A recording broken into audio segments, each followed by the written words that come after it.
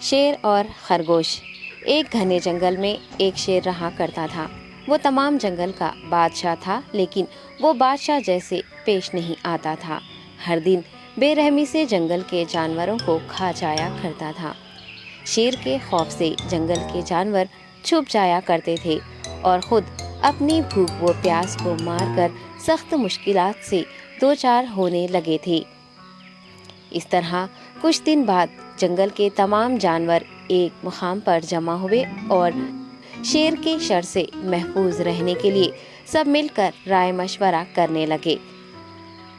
سب نے اپنی اپنی بات رکھی اور آخر میں ایک گیدڑ نے کہا، میرا خیال ہے کہ ہم روز شیر کے ہاتھوں مرنے کے بجائے ہم خود ایک بار شیر کے پاس چلے جائیں۔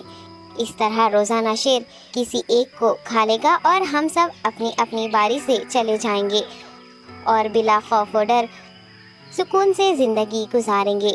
گیدڑ کے مشورے پہ تمام جانور رضامند ہو گئے۔ ایک بندر نے کہا، ٹھیک ہے، تمہاری بات بالکل درست ہے۔ موت کا خوف کرنے کے بجائے اپنی باری آنے تک ہم اطمینان و سکون کی زندگی گزار سکیں گے۔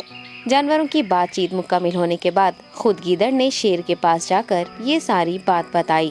گیدڑ کی باتیں سننے کے بعد شیر نے کہا، میں بادشاہ ہوں، اس لیے تم سب کی بات مان رہا ہوں، لیکن ایک بات غور سے سن لو۔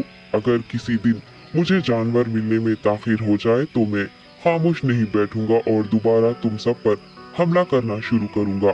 شیر نے بڑے غصے سے یہ سب کہا۔ شیر کی باتیں سن کر گیدڑ نے سر ہلاتے ہوئے حامی بھر دی اور وہاں سے چلا گیا۔ اس دن کے بعد ایک ایک جانور بلا ناغہ اپنی اپنی باری کے مطابق شیر کے پاس جانے لگے اور شیر سکون سے اپنے پاس آنے والے جانوروں کو مار کر اپنی بھوک مٹانے لگا۔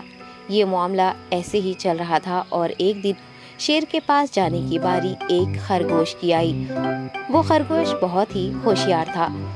اسے شیر کے پاس جانا منظور نہیں تھا اور اس نے اپنے ساتھی جانوروں کو بے رحمی سے مارنے والے شیر کو سبق سکھانے کی ٹھان لی اور ایک اچھی تدبیر نکال کر آہستہ آہستہ شیر کی گفا کے پاس پہنچ گیا۔ تاخیر ہو جانے سے شیر کافی غصے میں تھا اور خرگوش کو دیکھ کر غصے سے کہنے لگا، میں نے تم سب کو پہلے ہی کہہ دیا تھا، دیر ہو جائے تو میں خاموش نہیں بیٹھوں گا۔ تم نے وعدہ خلافی کی ہے، اس لیے میں جنگل جا کر من چاہے جانور کا شکار کر کھا جاؤں گا۔ تب خرگوش نے شیر سے کہا،